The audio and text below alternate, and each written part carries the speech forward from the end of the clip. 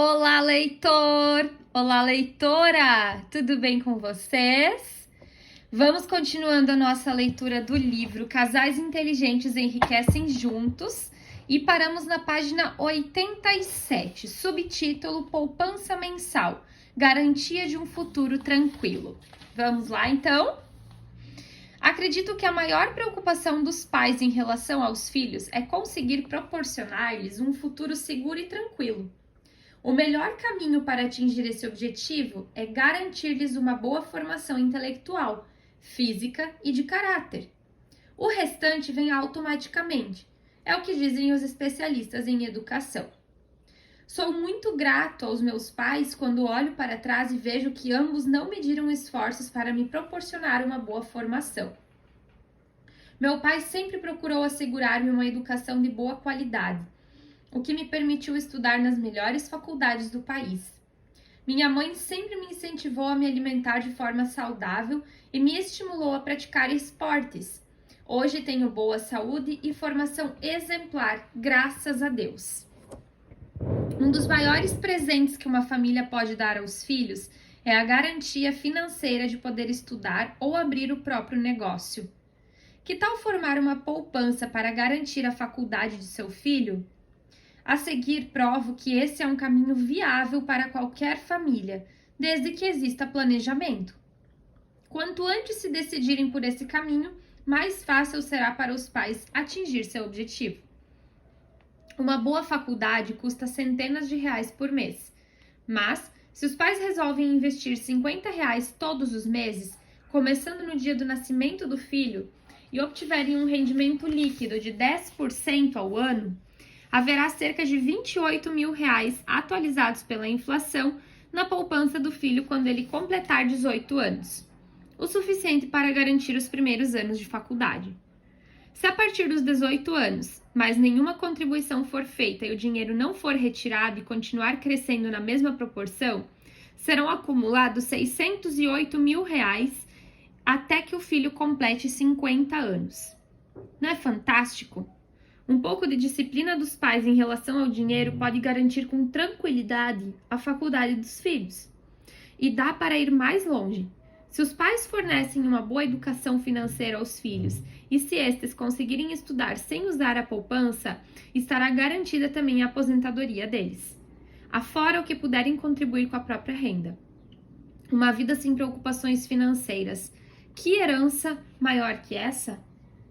Uma coisa é certa.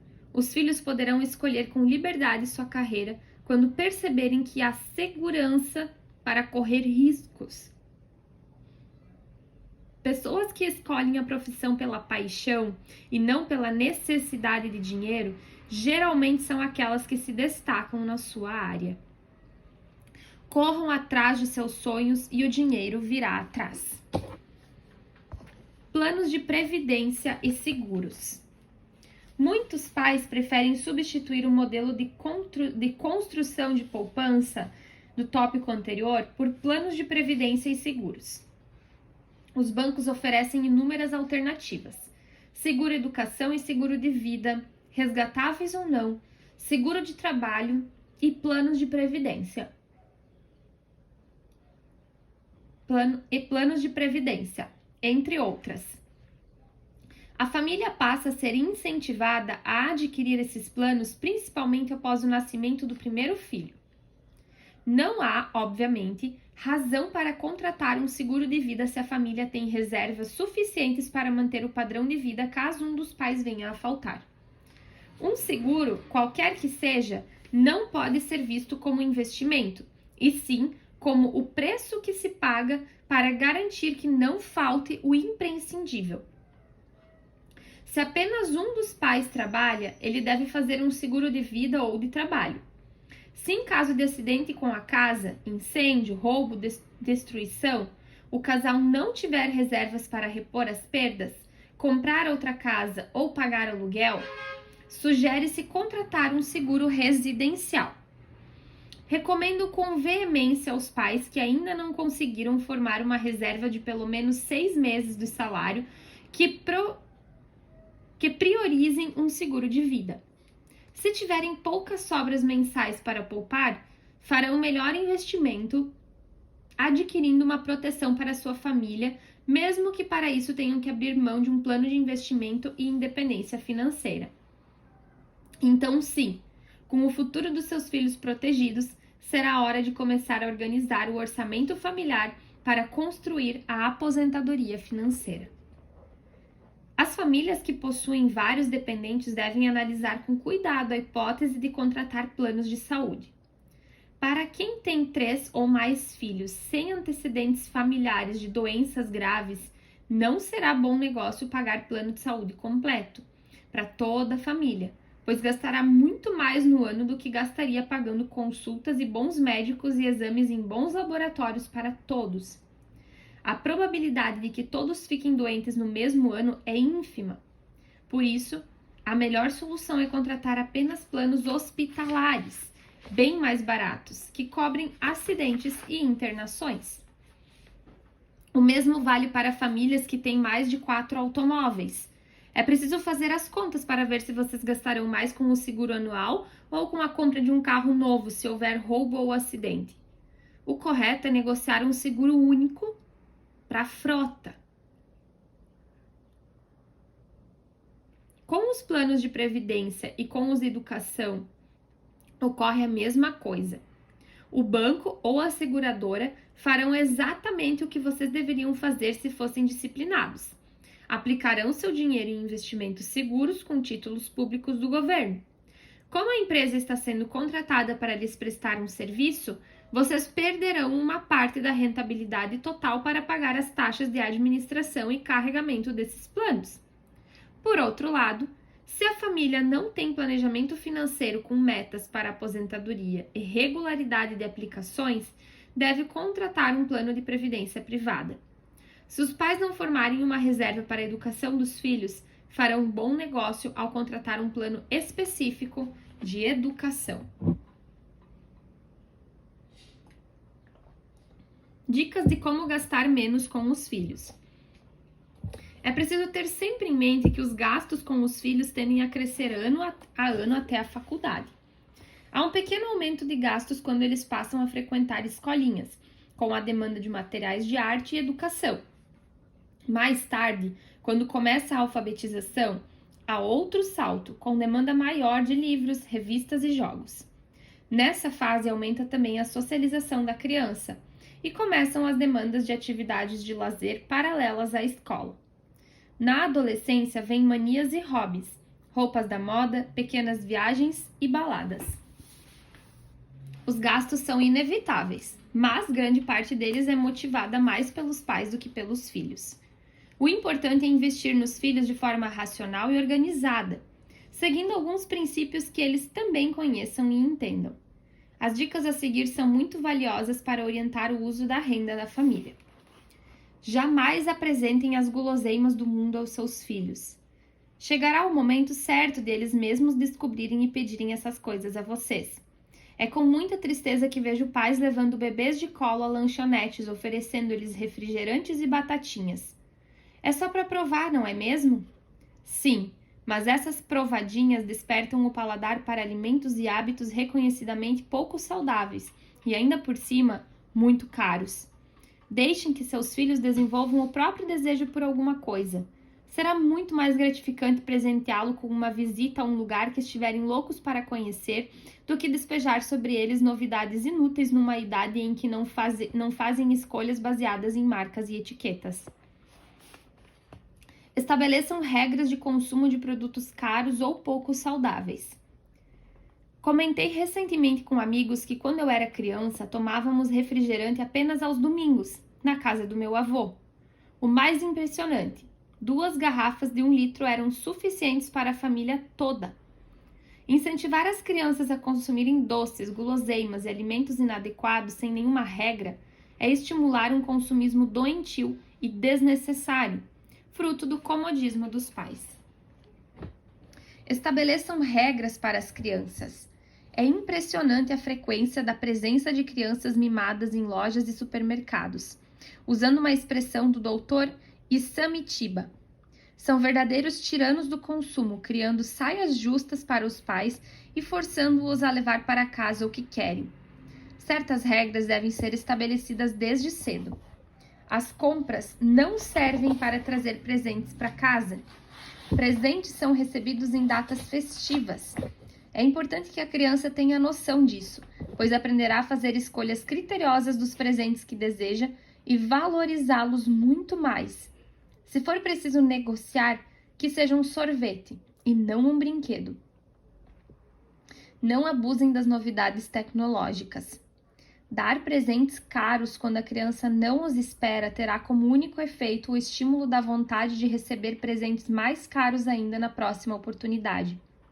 Para uma criança de 3 anos, ganhar um carrinho com um controle remoto pode ser tão bom quanto ganhar uma bola ou um skate. Não é nenhum pecado dar ao filho um carrinho de plástico comprado na feira, se esse é o presente que o faz feliz. Supermercado não é lugar de criança. A não ser, é claro, que eles mostrem saber comportar-se em um lugar de tantas tentações. A técnica de fazer compras com listas vai por água abaixo quando temos ao nosso lado uma criança que nos parte o coração com aquela expressão de quero tanto. As embalagens são feitas para criar esse efeito, isso é normal.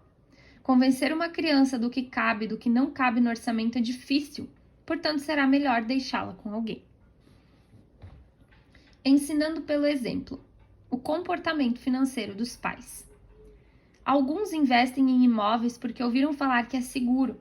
Outros não investem em ações porque um parente já perdeu muito dinheiro com isso. Muitos gastam mais do que podem na compra de um automóvel porque o amigo tem carros de alto padrão. Será que eles também não estão atolados em dívidas? Quero dizer com isso que muitas das decisões que tomamos em relação ao dinheiro decorrem de hábitos nem sempre saudáveis que imitamos das pessoas que conhecemos. Isso seria ótimo se estivéssemos rodeados de milionários, mas o Brasil é um país de pobres. O mesmo tio que orienta a comprar a casa própria por segurança pode ser mais um do time de pessoas que sofrerão com a queda do padrão de vida na velhice, dependendo dos filhos para pagar tratamentos de saúde. Se uma velhice com dificuldades financeiras atinge a grande maioria das pessoas, por que seguimos tão fielmente as recomendações de quem não é especialista na construção da riqueza? A racionalidade do planejamento financeiro torna o processo de educação financeira bastante simples. Na verdade, não me conformo com o fato de essa disciplina não ser obrigatória nas escolas brasileiras. Afinal, a falta de poupança é a origem de muitos problemas nacionais, assim como a falta de crédito e os juros elevados. A construção de uma nação rica depende da capacidade dos seus cidadãos de enriquecer. O Brasil é, predominantemente, um país de pobres. Por que, então, não incluir a educação financeira no currículo básico da formação dos cidadãos? Já que a matéria não é ensinada na escola, em casa os pais devem discutir abertamente com os filhos as decisões sobre dinheiro, investimentos e planejamento para o futuro, explicando, por exemplo, estamos abrindo mão de coisas que gostaríamos de ter agora para tê-las no próximo ano, sem atrapalhar nossas contas. A conquista de um luxo deve ser comemorada. Valeu a pena guardar dinheiro por um ano. Pagamos bem menos por esse televisor do que se o financiássemos. Devem também ensinar pelo exemplo. Não adianta exigir dos filhos que guardem dinheiro no cofrinho se os pais não têm também seu cofrinho, mesmo que acumulem menos que os filhos. Não adianta pedir aos filhos que economizem energia elétrica se eles próprios deixam as luzes acesas na casa inteira. Uma boa oportunidade de estimular nos filhos um bom relacionamento com o dinheiro é levá-los às compras e, diante de um pedido, dar a eles alguns trocados para comprar o que quiserem, deixando claro que não poderão pedir mais nada. Muito provavelmente, vocês notarão surpresos que o dinheiro dado aos filhos estará intacto no final das compras, talvez guardado para comprar algo mais valioso no futuro. Essa é uma lição financeira fundamental, a de que existe um custo de oportunidade no dinheiro, e eles aprendem sozinhos, sem precisar de calculadora. Muita atenção à justiça financeira. Na hora de presentear, talvez um dos filhos queira algo que custe menos da metade do presente que o outro deseja. Um quer uma bola de borracha e o outro um carrinho de controle remoto? Evitem tal discrepância, pois quando ambos crescerem e a noção de valor se tornar mais apurada, tais diferenças poderão criar a impressão de injustiça ou de preferência arbitrária por um dos irmãos. A igualdade de valores percebidos é importante para evitar cobranças inconscientes no futuro. À primeira vista, pode parecer muito difícil lidar com tantas variáveis, mas lembre-se, é uma questão de maus hábitos em relação ao dinheiro. Quanto mais o casal discutir as questões financeiras e valor intrínseco de bens adquiridos, mais naturais se tornarão suas decisões em termos financeiros. Riqueza é também uma questão de hábito. A educação financeira dos filhos. Outra forma de incentivar a educação financeira é através de práticas cotidianas, simulações do dia a dia dos alunos. É disso que as crianças gostam. Ensinar finanças com fórmulas de matemática financeira, mecânica dos juros e simulações numéricas traz o risco de cultivar a aversão por finanças na cabeça das crianças.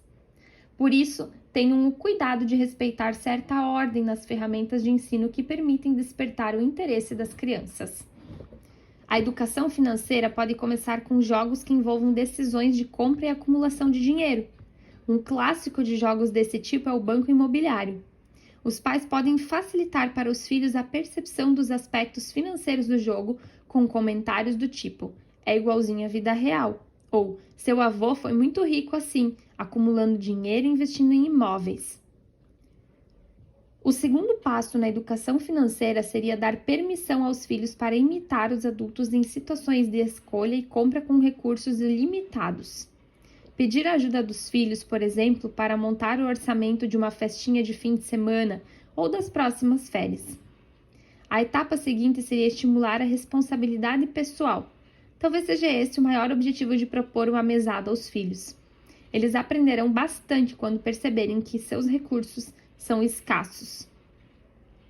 Finalmente, há a participação da criança, nesse caso já adolescente, nas decisões sobre o orçamento doméstico de toda a família. O acompanhamento mensal dos custos da casa e o monitoramento de algumas contas da poupança para atingir certos objetivos, como uma viagem, proporcionam excelentes aprendizados sobre as finanças de uma vida independente. Quando esse ponto for atingido, provavelmente haverá interesse suficiente para frequentar um curso de matemática financeira e planejamento financeiro pessoal. Os filhos devem conhecer o orçamento da família. Quando afirmo que é dever dos pais discutir abertamente o tema dinheiro diante dos filhos, é preciso tomar cuidado com dois assuntos delicados: renda e poupança. O perigo desses assuntos está na ordem de grandeza dos números. Para uma criança que tem um sorvete como desejo de consumo, R$1 é muito dinheiro e ganhar moedas é uma verdadeira realização. Enquanto essa criança não lidar com padrões de consumo equivalentes aos de um adulto, comprando as próprias roupas, por exemplo, sua percepção de renda será bastante distorcida. Ela imagina que os pais ganham alguns punhados de moedas que recebe de presente. Por isso, dizer a uma criança que seu pai ganha, por exemplo, R$1.000 por mês pode gerar consequências bastante indesejáveis. É uma renda imensa para uma criança, mesmo que esse valor esteja abaixo do mínimo necessário para sustentar uma família de forma digna no Brasil. Em sua inocente percepção, essa é uma fonte infinita de recursos, motivo para perceber seu pai como um grande pão duro, que tem dinheiro, mas não lhe dá presentes. Motivo também de conversa com os colegas, o que pode chegar aos ouvidos de outros pais. Quando eu era pequeno, imaginava que meu pai ganhava muito dinheiro. Afinal, tínhamos 2 carros e passávamos o Natal com a família toda reunida em nossa casa. Presentes não eram frequentes, mas não faltavam em meu aniversário nem no Natal. Com o tempo, descobri que ele ganhava muito mais do que eu imaginava, mas muito menos do que precisava para oferecer aos filhos o padrão de vida que gostaria. Como ele mantinha esse segredo? Ao fazer a fantástica pergunta ao meu pai de quanto meu pai ganhava, eu ouvia: é segredo de Estado. uma resposta definitiva. Pelas mesmas razões, não se deve discutir com a poupança da família nem o planejamento para a independência financeira enquanto a criança não tiver maturidade para entender conceitos como aposentadoria e expectativa de vida. Na verdade, não existem motivos para expor esse assunto aos filhos, para evitar falsas expectativas. O melhor momento para saber que há uma boa herança a receber é quando não se precisa mais dela, ou seja, quando os filhos já estão encaminhados na formação da própria poupança. Antes disso, há grandes chances de destruição do patrimônio familiar. Outra fonte de interpretações indevidas é o uso de cheques e cartões. Para crianças mal orientadas, fica a impressão de que basta fazer um cheque ou entregar um cartão que pode-se comprar qualquer coisa de qualquer valor. 3 lições simples evitam esse tipo de problema. 1. Em casa, encontrem uma oportunidade de explicar como funciona o cheque ou o cartão de crédito. Hoje iremos usar o cheque nas compras porque guardamos um dinheirinho no banco. Na loja, explique bem claro à criança que estão fazendo um cheque, porque tem aquele dinheiro no banco e quando o lojista apresentar o cheque no caixa, vai receber o dinheiro que vocês deixaram lá. Quando usarem o cartão, expliquem que vocês têm um acordo com o banco que não permite que gastar mais do que um certo valor, no caso, o limite de crédito, cujo valor não deve ser revelado. Se a criança perguntar qual o valor, diga que é bem menos do que ganha. Fica com uma dúvida. Se não é saudável revelar todos os valores aos filhos, como ensinar planejamento financeiro e orçamentário doméstico? Sugiro que se aproveitem projetos familiares específicos para pôr em prática a educação financeira, como no exemplo a seguir. Ao planejar as férias escolares, é preciso e recomendável abrir a discussão para todos os membros da família que já conheçam matemática básica. Com alguns meses de antecedência, pode-se criar a expectativa de uma gostosa viagem de férias. Após o levantamento de custos, os 4 pais montam uma relação de quanto gastarão com gasolina e pedágios, ou passagens e pacotes de viagem, alimentação, diversão, se assim for o caso, hospedagem. Tenho certeza de que as crianças se interessarão por esses números, afinal, são somas grandes para os padrões de consumo delas. Digam quanto pouparão por mês para conseguir os fundos para pagar a viagem. Contem com os juros de uma aplicação para mostrar que guardarão menos do que o necessário, já que o banco pagará uma parte das férias. Aí está uma oportunidade de explicar como os bancos funcionam. Alguns meses depois da primeira aula, montem uma planilha que mostre quanto pouparam e quanto receberam de juros. Festejem juntos e a concretização das metas que possibilitaram a viagem. Com isso, as crianças aprenderão conceitos que para elas são tão repulsivos como juros, orçamento, planejamento e investimento. E o melhor, sem ter de esticar o braço. Como lidar com a mesada? Quanto maior for o convívio social de uma criança, maior será a necessidade de um caixa regular para pagar contas diversas. Essa é uma demanda que surge do próprio grupo social da criança. Se todos vão juntos ao shopping assistir um filme no cinema, normalmente o dinheiro do ingresso não é suficiente. Sempre tem a compra de alguma guloseima ou algum acessório da moda. Se o seu filho não acompanhar os hábitos do grupo, poderá sentir-se deslocado. Se não houver convívio social intenso, se a criança, por exemplo, fizer parte de um grupo de atividades frequentes, como um time esportivo com uma equipe de dança, a demanda de dinheiro extra não será regular. As prioridades do grupo são outras. Conceder ou não mesada é uma opção que deve ser discutida de preferência entre pais e filhos. Normalmente, a ideia da mesada parte dos filhos, inspirada no exemplo dos seus colegas de escola. Uma alternativa é propor aos filhos que peçam os recursos necessários para entender a sua necessidade e consumo. É saudável que, nesse momento, se proponha um limite semanal de valores, discutido de acordo com as necessidades da criança e com a aprovação dos pais a cada compra. Ele estará aprendendo, então, o conceito de crédito. Com o tempo, essas necessidades passarão a ser mais frequentes, trazendo impactos indesejáveis sobre o orçamento. Nesse momento, os pais podem propor uma mesada para que a criança decida como usar o seu dinheiro.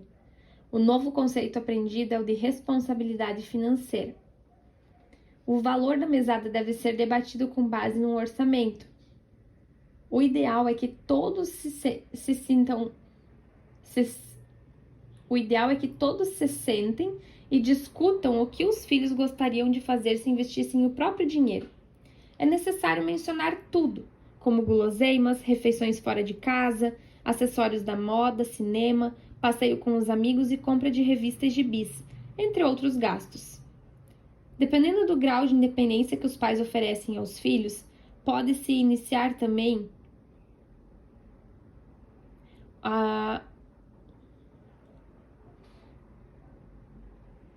Pode-se incluir também compra de vestuário, custeio de atividades de lazer e decoração do quarto. Feito o orçamento, deve-se negociar um corte desses gastos. A mesada não deve pagar tudo o que os filhos desejam comprar. Eles devem entender que o orçamento é limitado e que os pais também adiam algumas escolhas para obter outras. Se os filhos quiserem comprar guloseimas na escola e os pais puderem arcar com isso, será interessante propor limites, incluir no orçamento 3 guloseimas por semana, por exemplo. Será mais fácil orientar os filhos no aspecto financeiro se a frequência da mesada for maior. Em lugar da mesada, uma quinzenada pode ter melhores efeitos, porque a noção do tempo é diferente conforme a idade. Ela demora mais a passar para as crianças.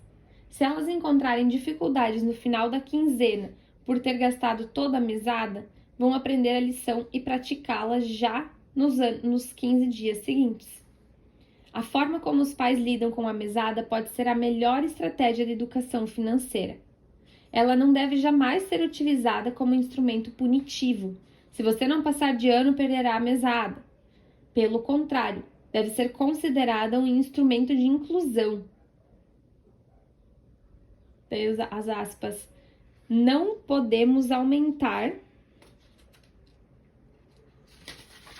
a sua mesada porque esse é o valor que cabe no nosso orçamento.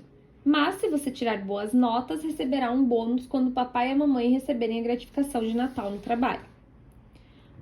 Ruim quando utiliza uma punição, a mesada é como parte de uma recompensa.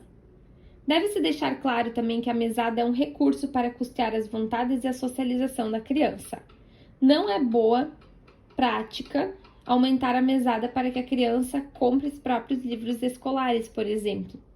Ela entende que os pais são responsáveis por sua educação, já que não foi ela que escolheu entrar na escola.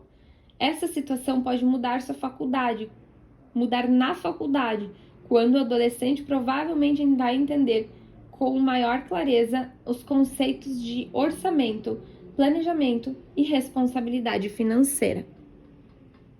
Uma ocasião interessante para mais um ensinamento sobre finanças, sobre quando o filho quer uma roupa, um brinquedo ou um jogo de preço elevado. Ele merece, mas não há nenhuma ocasião em especial que justifique um presente. Caso típico em que caberia o uso da mesada, mas o dinheiro que ele tem não é muito não é nem de longe suficiente para a compra. Há duas possíveis lições alternativas a ensinar. E aí, na próxima leitura, a gente vai descobrir quais são essas alternativas, na página 100.